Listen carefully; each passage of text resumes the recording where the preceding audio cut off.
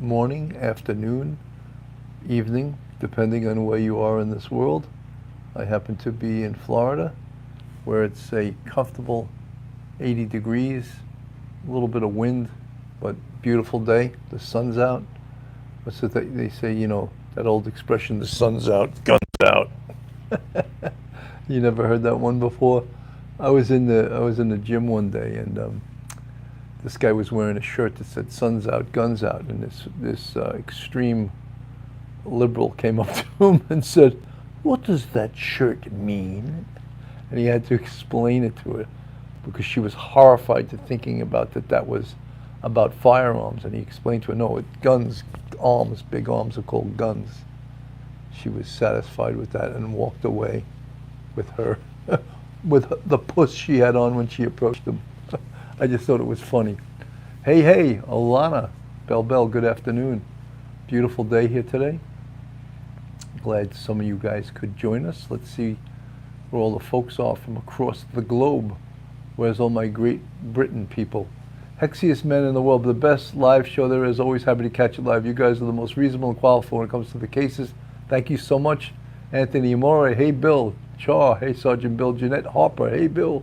Sergeant George Eshog, always good to see you, George. Good to have. Mickey Mantle, number 7, has just showed up in the chat. So good to have all you guys here. I like doing this show really a lot because it's more relaxed in a way. I can joke around with you guys. We can talk, almost have a conversation.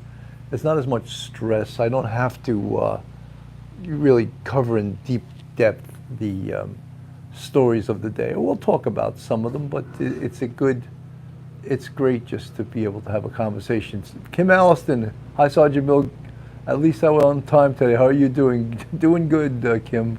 Candace Valcourt, it's a balmy 36 centigrade in Manitoba. That's Canada. Oof. The North Country.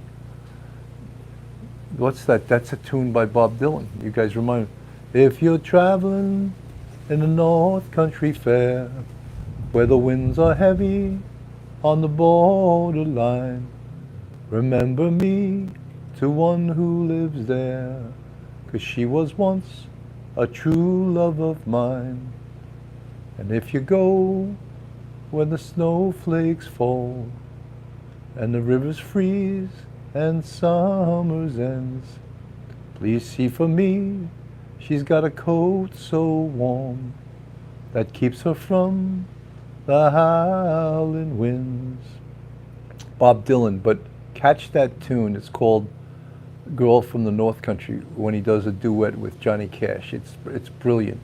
Their two voices mend so well together. And it's Girl from the North Country, Bob Dylan and Johnny Cash together. It's just a brilliant duet that they do.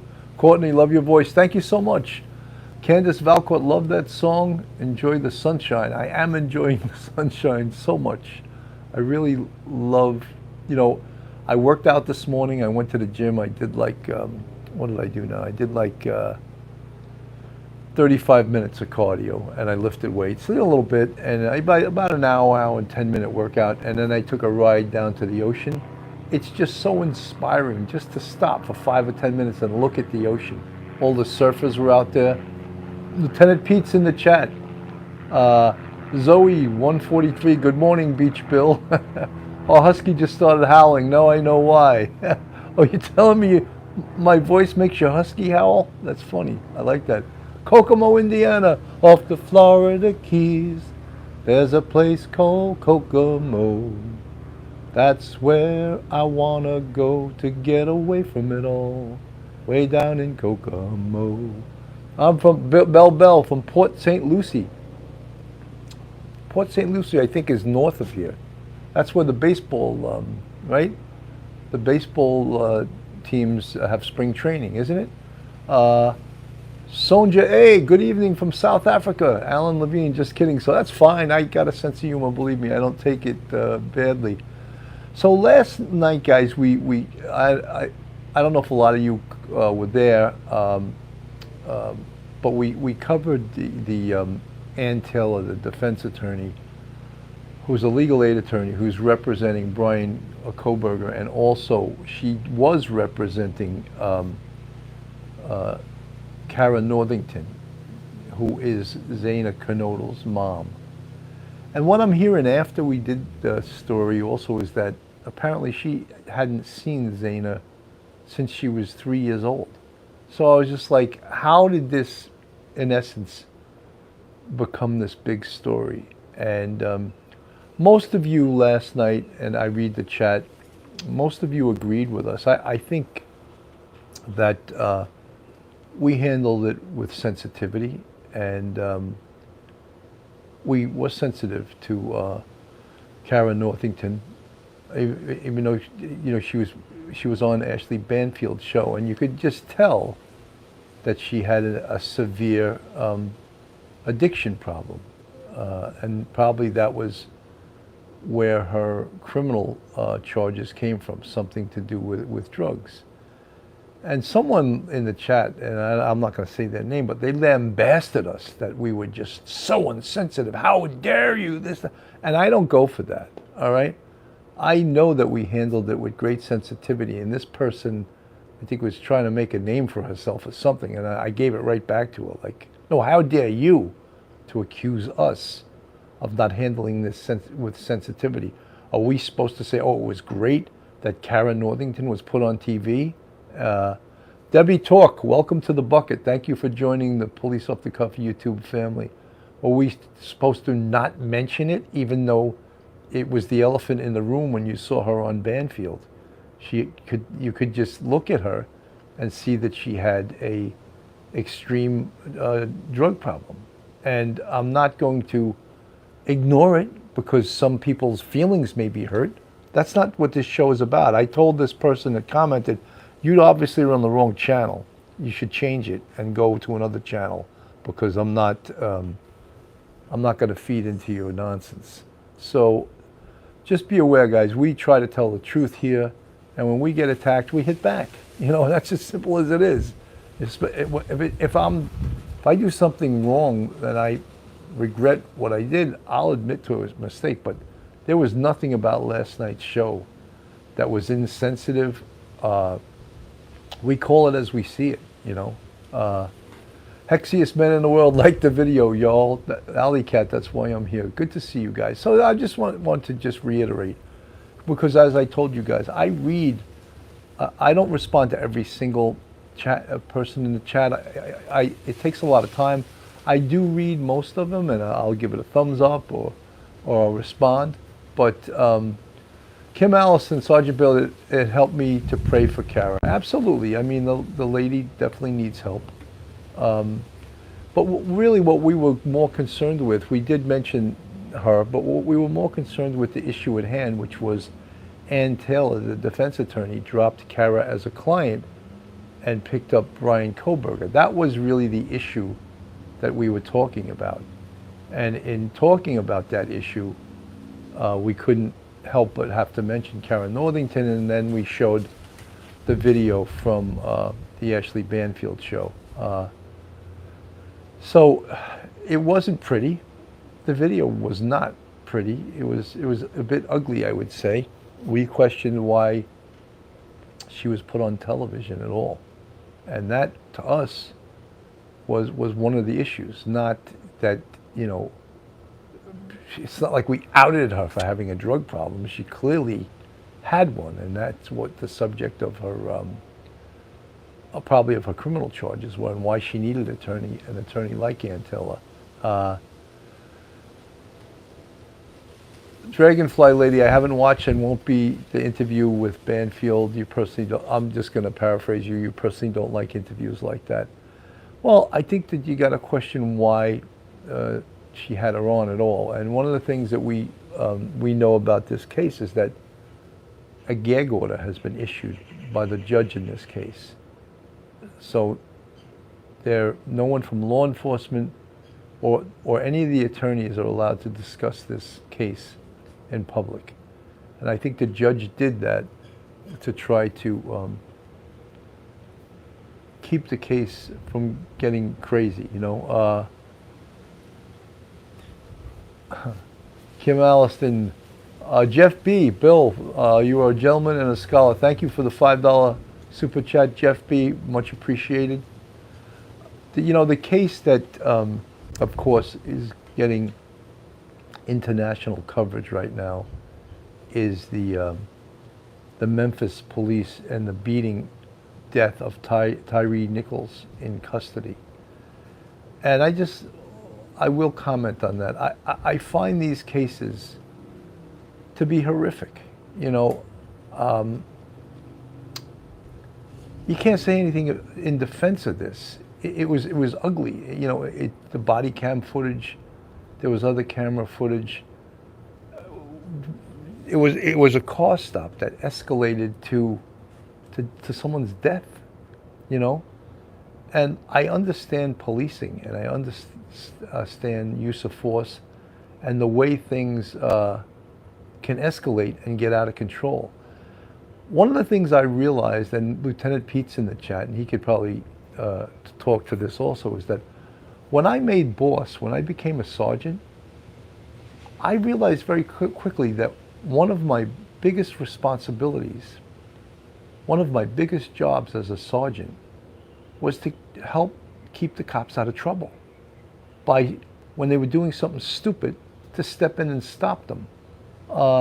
When they were doing something against policy or doing something, maybe using a little unnecessary force, it was my job to jump in there and stop it. When an officer had someone pinned to the ground and had the perpetrators, when he had his knee in the perpetrator's back, it was my job to say, officer, get him cuffed and get your knee out of his back. Because if you continue putting pressure, the person can die of something called restraint asphyxia. So all of those things I realized once I made boss. And I don't know in this situation, was there even a boss on the scene? There were 5 cops on the scene.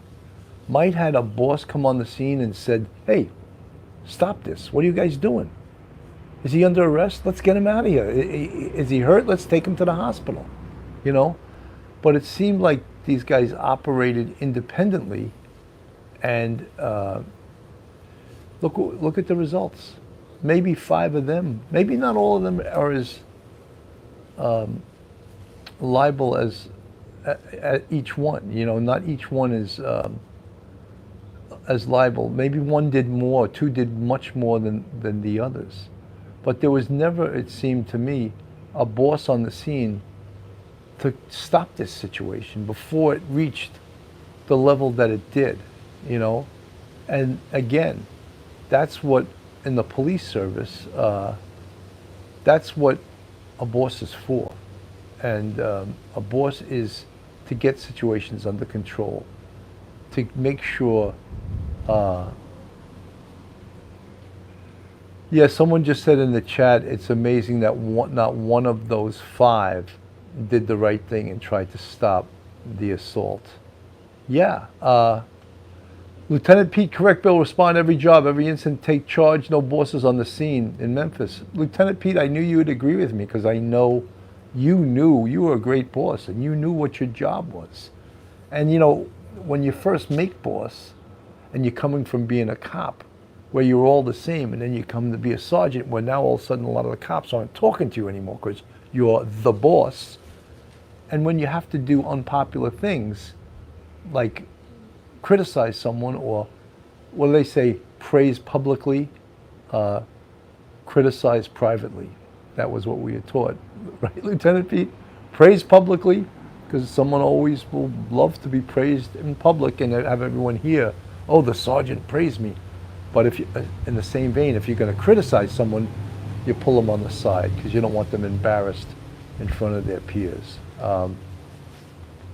Seattle Ryan, or is racism not a factor because it was black on black? Look, one of these situations, it hurts policing, not just nationally but internationally.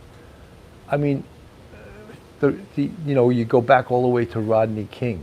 That was so horrible. It just looked horrendous. If you guys aren't old enough to know, that was the LAPD basically beat Rodney King with nightsticks for and it was caught on video. And then they went to trial, and they actually beat it after trial, and that started all the LA riots. And of course, now we have George Floyd, the Officer Chauvin. And again, on that scene, there was no boss. There was no sergeant, no lieutenant came to that scene.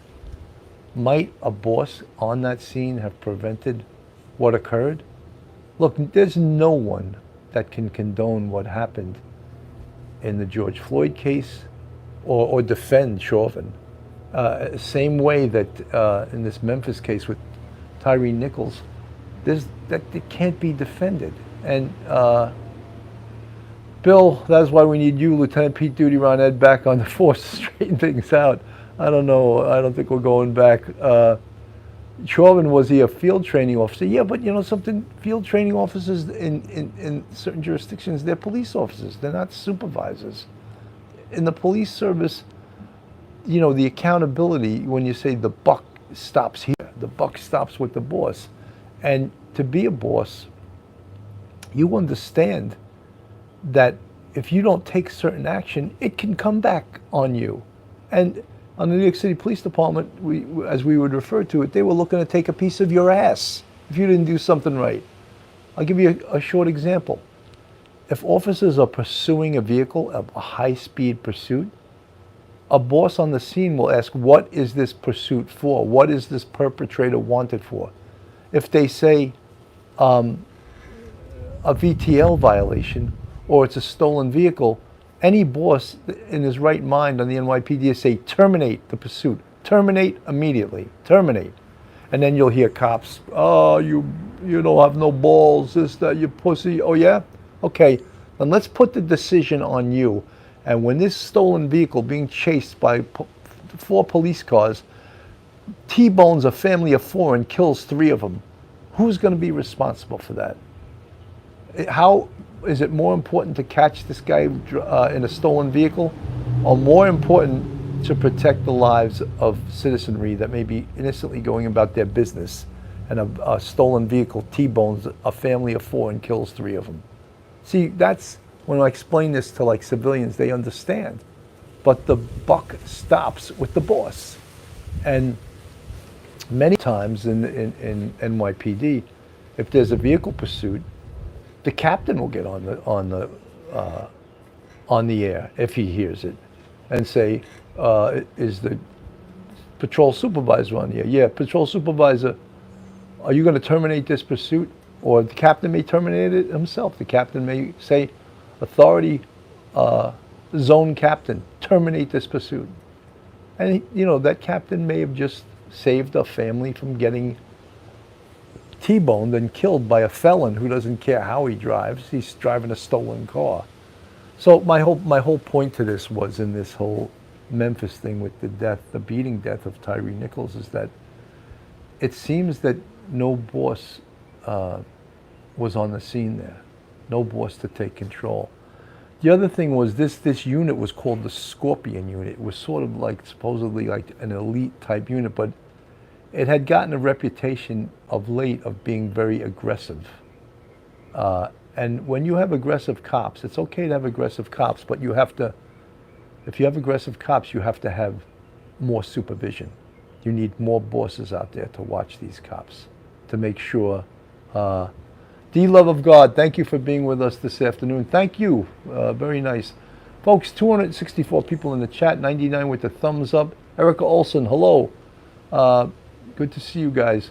Lou Lemaraco, Bill, any luck contacting CC Moore? Good morning. Lou, I did contact her, both by email and by text message, and she ignored me. So I'm not going to beg her to come on my show. I asked her. I guess, you know, I'm not a TV show, so she's not going to just come on my podcast. Seattle Ryan, Dawn Marie, Tiny Dancer. Hello, Sergeant Bill. Hello, Tiny Dancer. Rebecca, Sergeant Bill, I totally agree with your assessment of this horrible situation. You know, not only does this situation put a black eye on the Memphis police, but it hurts policing throughout throughout the country, throughout the world. What does this Memphis incident have to do with New York City? Really nothing. But guess what? There was protests in New York City the last 2 days. Some peaceful, some not peaceful. So we saw this with, Chauvin, and there were riots, and for a long time, and millions of dollars of damage. No one wants to see that. We have just recovered, Haley, thank you for joining. Welcome to Dipped in Butter. Love it. Thank you so much. Seattle Ryan, we own the city or something like that. So yeah, it hurts. It hurts policing. And then just when you get back, where you think people are starting to back the police and get trust, another incident like this happens. And then they want to bring in what's called federal monitors, have the feds. Susie Chapstick, good morning. Beaching with Bill. This is Coffee with Cannon, backyard beverage, bitchin' with Bill. And because I'm in Florida, someone said beaching with Bill. That's okay with me. This story is twisted to single black parents getting the blame. Look, the thing that you can blame is the people that did this. They're responsible for their actions. There's 5 cops from Memphis: Demetrius Haley, Desmond Mills Jr., Emmett Martin III, Justin Smith, to Darius Bean. Right now, they're all being charged with very, very serious charges. Not only, Sergeant George Ishak says, not only did this hurt policing, but this hurts everyone in the community as well. Absolutely. The police are supposed to, we use that term, protect and serve. Yeah, protect and serve, not kill someone in a car stop. And look, there's situations where police can kill someone and perhaps deadly physical force was warranted. In this case, no. This situation didn't call for this at all, and you would think that Mystique, the video release was horrible. I agree, Mystique, 100%. It was horrible. It is horrible, and it's going to be. That's the thing about a video. It's shown over and over and over and over again, and it just exacerbates the problem. Pauline Buckles is in the house. Hello, Pauline. Good to see you. Nanny Julie refused to watch the video. I was crying watching his mom talk. Yeah, his parents seemed like really good people too, didn't they? Tyre Nicholos' mom and his, heartbreaking during the assault. He was screaming out for his mother. I mean, one of the things I noticed about the 5 officers in this, it seemed like all of them had less than 5 years on the job. 5, maybe one of them had 6 years. A couple of them had been correction officers before they came on the police department, the Memphis Police Department. So I question, did all of these guys, because not one, but it seemed like all 5 of them had less than 5 years on the Memphis Police Department. Maybe one of them had 6. But did they belong in a unit like this that seemingly didn't have the level of supervision that it perhaps needed for a unit? This would be an aggressive unit. It was called the Scorpion Unit. It stood for Street Crime something. But it was like a unit that they had made to be more aggressive, to go after certain levels of street crime. So with that, just like Lieutenant Pete and myself, we were in a unit called Citywide Anti-Crime, called the Street Crime Unit. The Street Crime Unit was an aggressive unit that went out on the street to get guns off the street. And one of the good things that street crime had almost in its whole history was a lot of supervision. If you were a plainclothes unit, you needed to have plainclothes bosses out there. Lovebug 53, hello. Susie Chapstick. Susie Chapstick, the only ones to blame in this situation is the thugs who were so-called police. Yeah, look, this was, no one in the policing, no one is defending the actions. I mean, it's caught on video. Guys, 302 in the chat, 142 with the thumbs up. Guys, let's get some more thumbs up. That's how they share this out. More thumbs up that you like this, right? Rivers of Grace, just those 5 had a high mentality of themselves. You know, units, it's okay to be in a unit and to be proud of being in a unit and to be proud of your unit. But these units that are, Jen Lee, good to see you. Rivers of Grace were in control, they played God. Well, it's also, you know, the longer you keep someone out on the street, the worse it is. If someone's going to be arrested, get them handcuffed and get them the hell off the scene. We used to be trained that way because we used to say, if you don't get them off the scene, the next thing you're going to see is airmail. And airmail is a slang term for people throwing things off the roof at the police. That was airmail. So we were trained, if someone's getting arrested, get them hooked up, get them inside the car, and get them out off the scene and into the station house. So this is we're gonna hear about this for weeks and months later, and it's not unusual that something like this happens. It happens probably a couple times a year. Mystique, narcissists are attracted to positions of power. You know something? To be an officer and a good officer, you have to be able to control yourself and control the power and keep a humble attitude, you know, and just, you know, train. A lot of it, some of it's training, you know. Many police departments now, and the great James Shanahan on the NYPD, who taught for years de-escalation of force, how to use your mouth and how to talk a situation down and to de-escalate a situation. That's important. They used to also have something years ago called verbal judo, where you could talk someone into complying rather than having to use physical force and escalating the levels of force to TN, good and bad in every important job, absolutely.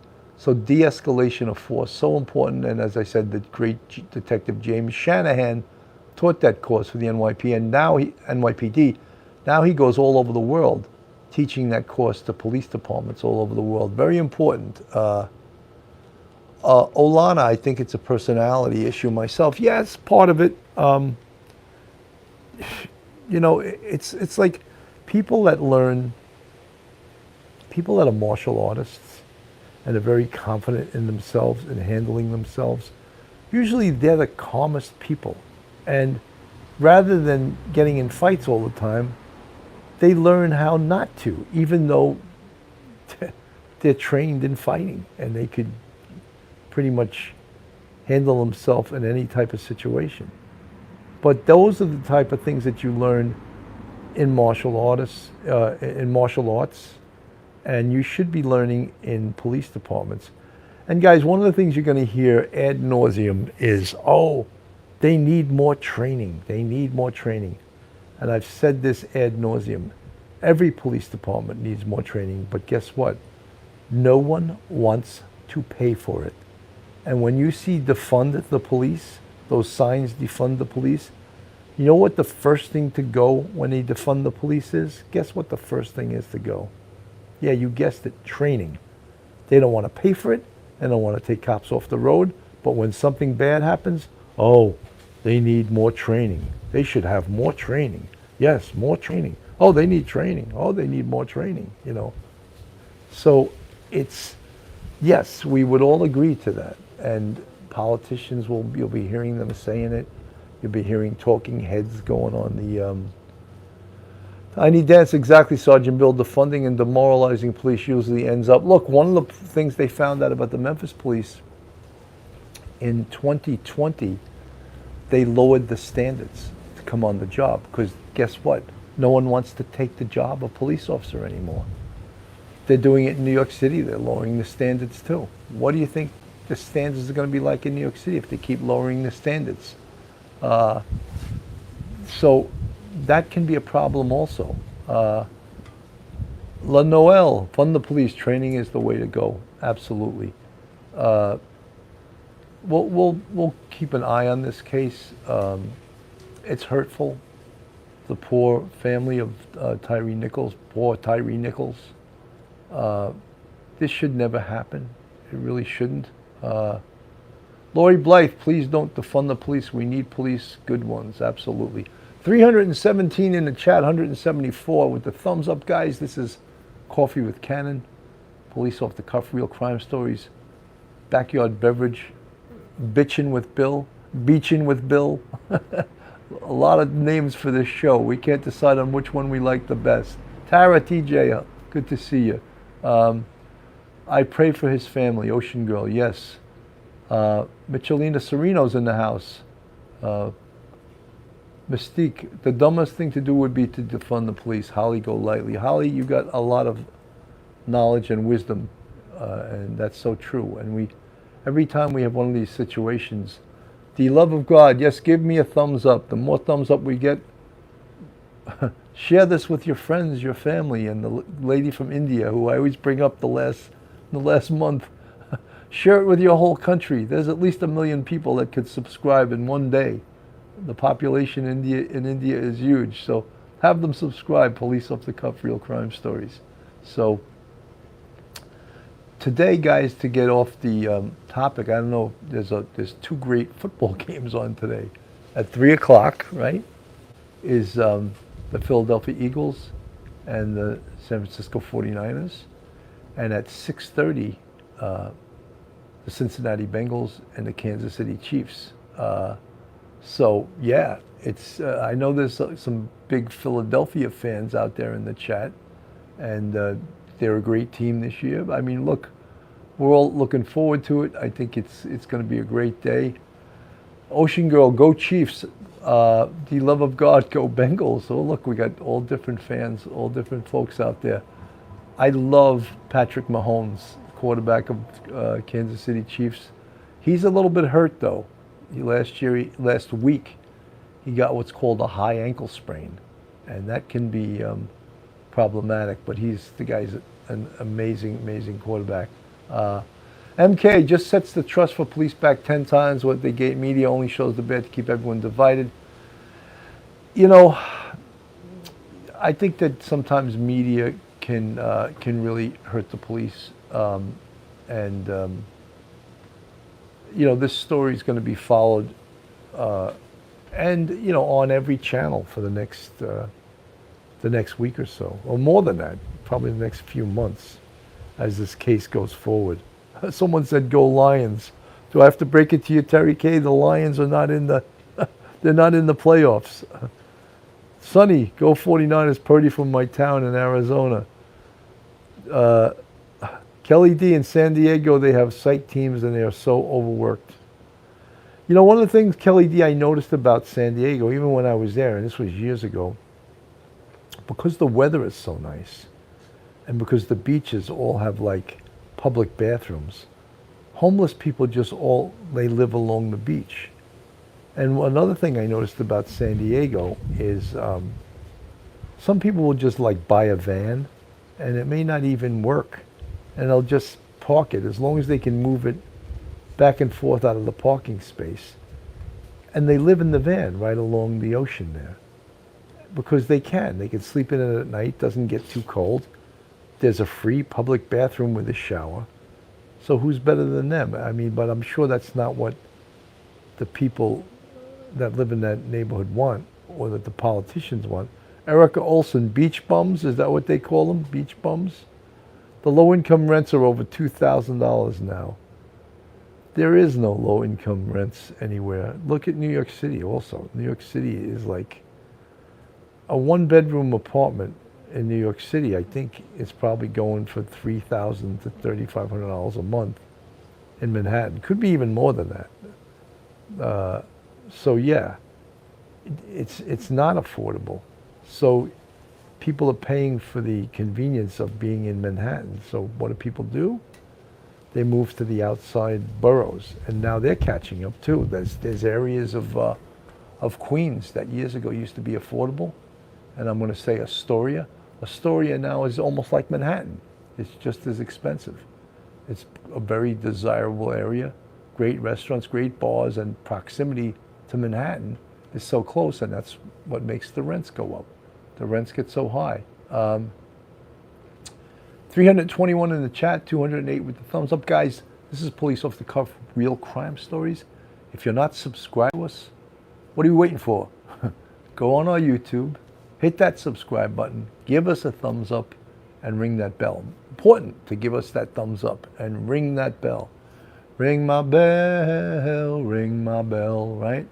And if you want to support us financially, we have a Patreon with 3 different levels, and we also have a YouTube channel membership where you're seeing some new members joining today with, count 'em, 5 different levels. So if you want to join our YouTube channel, go on our channel and sign up, and you'll have the green font when you're in the chat, and everyone will know you're a family member of Police Off the Cuff Real Crime Stories. Bill, watching you from Northern Ireland, UK, the London Metropolitan Police are they going through the same thing as we are going through? See, one of the things about the police in Europe and Great Britain, for the most part, they don't carry firearms. So what the force they use, I would imagine if deadly physical force is called for, they would have to call in almost like a special forces within their police department that carry the guns. But in New York City, every cop is armed. And the thing is, there's so many guns out on the street, it would be suicidal for the cops not to be armed. And even with that, there are people that recommend the cops be disarmed. I mean, that's just horrific and not a good idea, not very smart. But I know a couple of years ago, the police chiefs, a lot of police chiefs from the NYPD, they went to Scotland to watch how the police in Scotland respond to domestic violence and respond to dangerous jobs. And the Scottish police are not armed. And they almost take like pride in the fact that they're not armed, and they handle these dangerous jobs without being armed with a firearm.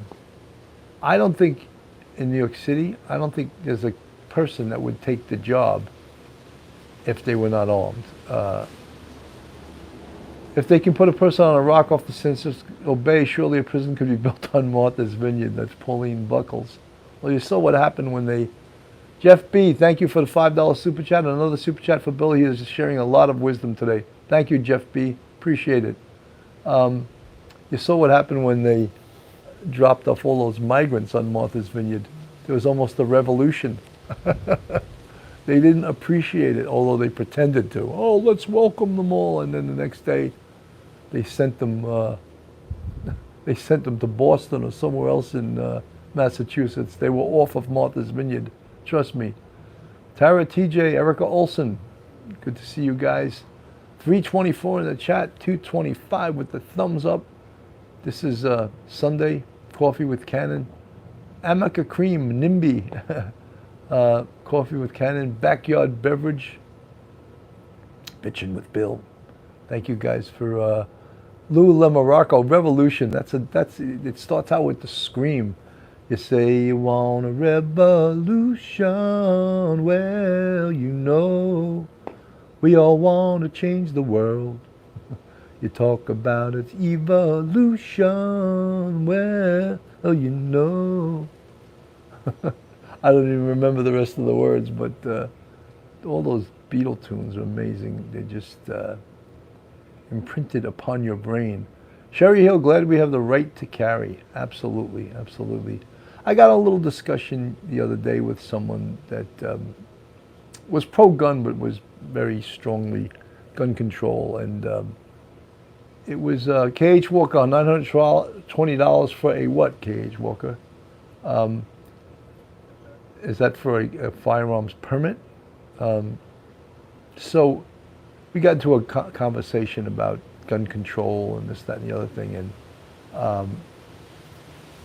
what's your favorite classic rock bands? One of my favorite rock bands of all time is probably the Allman Brothers. I love their music. I love their guitar playing. Unfortunately, the Allman Brothers are not together. Once Greg Allman died, I think it was tough to still keep the band together. But they were fantastic. Although they got Warren Haynes, he's still really good. He was another guitarist. But Greg was sort of like the leader. MT Houston, Texas. Thank you for the 5 super chat. Bill and Mike, 2 my favorites. Always enjoy your show in New York accent. I'm from South. Lori Blythe, you better believe that Illinois would like to take our guns from us. Mary Michael, everyone have a great rest of the weekend. Love this show, especially when Sergeant Bill sings, "Were You Born a Rambling Man?" Yes, I love that tune by the Allman Brothers. One of my favorite tunes of Allman Brothers is an instrumental, Jessica. I love that tune. Great guitar piece, written by Dickie Betts, if you guys are Allman Brothers fans. Cherry Hill, Creedence Clearwater Revival. Whoa, look, we all love all of that music. When I was 6, my best friend was shot in the head by her sister who found, yeah, that's horrible. Mickey Mantle, Dwayne Allman, and Dickie Betts, that's right, fantastic. Great guitar playing. The Allman Brothers. Kid Rock lives here on Jupiter. He's pretty damn good too. You know who I heard sing the other day at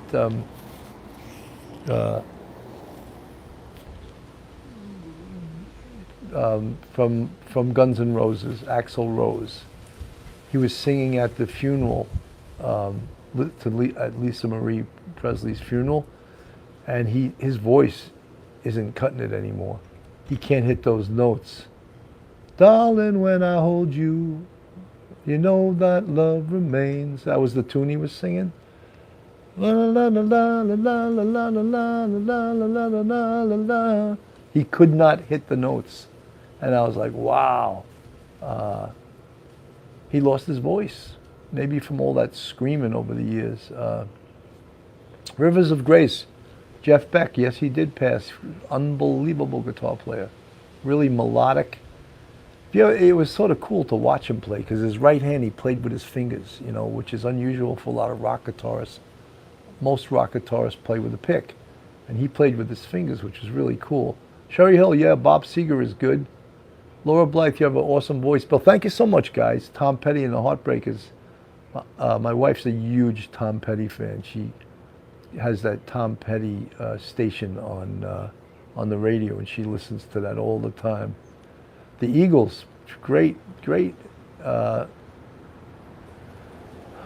Kim Young, I took care of Greg Oldman when he was in rehab here in Sarasota, Florida. Wow. He's a great singer, too. He was married to Cher. Remember that? Weird, right? Not weird. Well, he was married to her for a while. Love Tom Petty. Dan Fogelberg. Longer than. Dire Straits. Love the Eagles. Roger P. Clapton they used to have a sign, Clapton is God, He was known as the greatest guitarist that ever lived, And then recently someone asked Paul McCartney who he thought was the greatest guitarist, and he said Jimi Hendrix. And maybe had he lived, you could say that. He was a great player. He wrote some great tunes too, You know what's a great tune by Jimi Hendrix? And you wouldn't think he could write like a ballad like this, but it was great. Now you're making me forget it. Because I was thinking of another tune when I was thinking of this. Oh, angel came down from heaven yesterday, stayed just long enough to rescue me. Then she told me a story yesterday about the sweet love between the moon and the deep blue sea. Then she spread her wings wide over me, and she said, I'll come back to see you again tomorrow. And I said, fly home, my sweet angel. Fly on to the sky. Fly home, my sweet angel. Tomorrow I'm gonna be by your side. That was a Jimi Hendrix tune. Pretty impressive, right? Great song. That's great songwriting, you know. You wouldn't think that would be like a Jimi Hendrix tune, but yeah, it was, man. It was. Stevie Ray Vaughan, one of the greatest guitarists, yeah. Texas Blues. Stevie Ray Vaughan for sure. 309 in the chat, 254. We've stayed steadily over 300. Went to like 320 something. And we're having a little conversation on Sunday afternoon. It's a lazy Sunday. Spend time with your family. You can become a couch potato today because there's good football games starting at 3 o'clock. Lieutenant Pete, what's Richella making? Is she making the Italian food? The Meatball Heroes today for the football game? Some eggplant parmesan? My mouth is watering talking about it. What's Richella making today, Lieutenant Pete?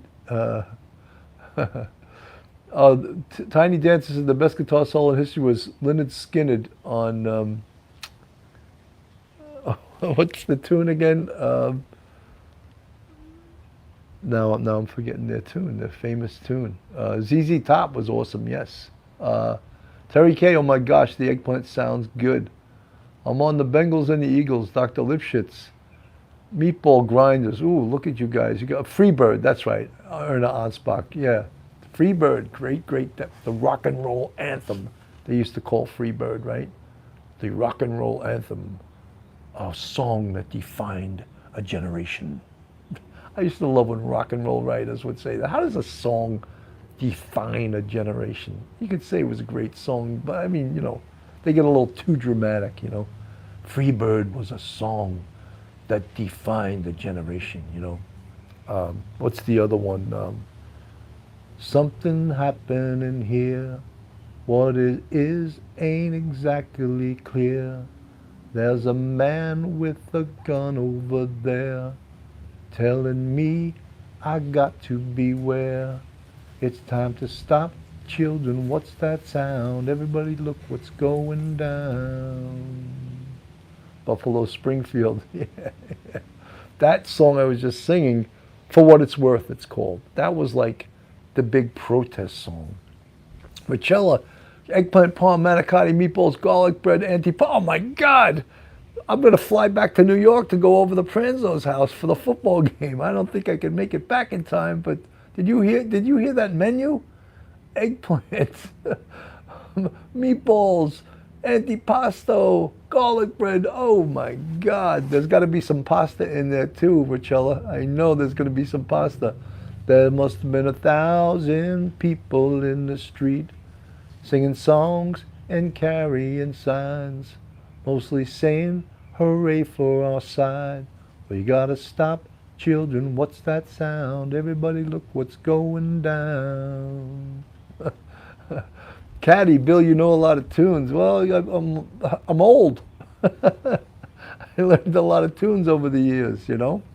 But I'm still thinking about the food over at the Pranzo's house. Oh my God. I wouldn't make it back. Thanks, Lieutenant Pete and Richella. I wouldn't make it back to New York in time, but my God, does that sound amazing. You're having your family come over for the football Sunday with all that food. Oh my God. Eggplant. People that know how to make eggplant parmesan, there's a way to make it, and it's a masterpiece. There's nothing more tasty on Italian bread as eggplant parmesan with some really good gravy, as you Italians call it. We, us Irish people, call it sauce, but you guys call it gravy. But wow, amazing. You're the best, paisano from Long Island, John Michelle. Even millennials love good classic music, Tiny Dancer, yeah. Tiny Dancer, that's the Elton John tune, right? Tiny Dancer. Oh, but it feels so real, lying here with no one near, and you can hear me when I say softly, slowly, hold me closer, Tiny Dancer. Line the headlights on the highway. Lay me down in sheets of linen. You had a good day today. Blue jean lady. Guys, I'm at 50 minutes. Thank you so much for coming by. 50 minutes flies by. I want to thank everyone for joining me today. It was fun, right? We had some good conversations. We sang a couple of good songs. We talked about the great food at the Pranzo's house. Have a wonderful Sunday, everyone. If you're watching the football games, enjoy the football games. I hope your team wins, and hope you didn't bet too much money on these games. But have a great Sunday. Talk to you soon, guys.